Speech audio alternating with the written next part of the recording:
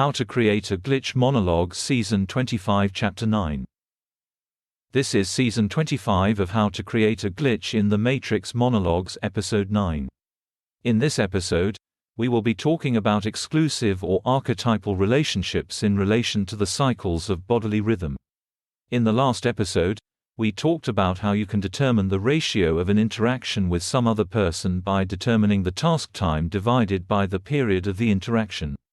This ratio gives you, using the generalized equation, the ability to predict future interactions as they would occur naturally. Now, just as a rhythm can be substituted for another, displaced by another or linked to another, so too can an interaction rhythm. Thus, not only is there a relationship between our bodily rhythms and our interactions with others, or the cycle of that interaction, so too is there a relationship between the cycles of our interactions and their interactions with others. Thus, the change in the period of rhythm B times the change in task time of rhythm A over the change in the period of rhythm A is equal to E times 10 to the exponent negative x. Thus, any interaction between three people, where person A is choosing to spend time with person B over person C, can be defined by this equation. Which is to say that substitution of one cycle for another follows this equation, just as the substitution of a bodily rhythm for another follows this equation. Now, identifying the rhythm or rhythms involved in the substitution involves figuring out what rhythms you inhibit during the task time of the intersection. So, for example, if it is a platonic relationship, then the sexual cycle is inhibited. Now, if more than one cycle is inhibited, that changes the result. Each inhibited rhythm creates a separate pocket or bubble of consensuality embedded in the next. Thus, the problem with lumping together a sequence of time as an intersection is that during that lump period are outs, separations followed by returns.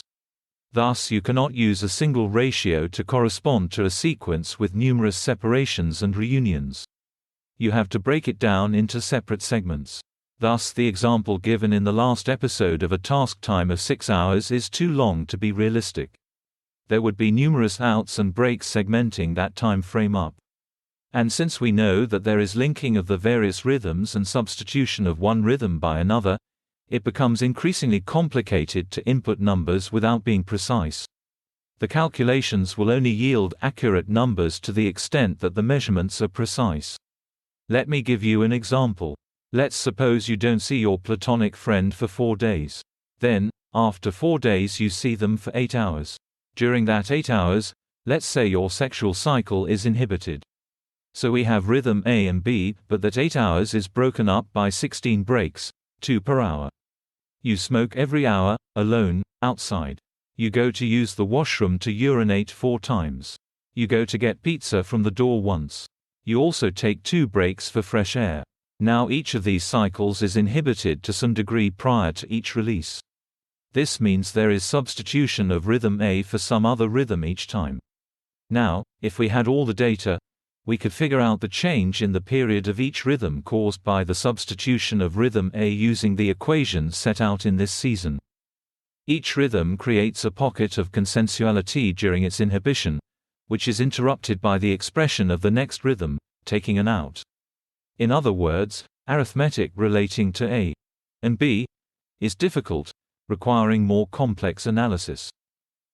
That's the end of the podcast for today. If you enjoyed it, please like, comment and subscribe.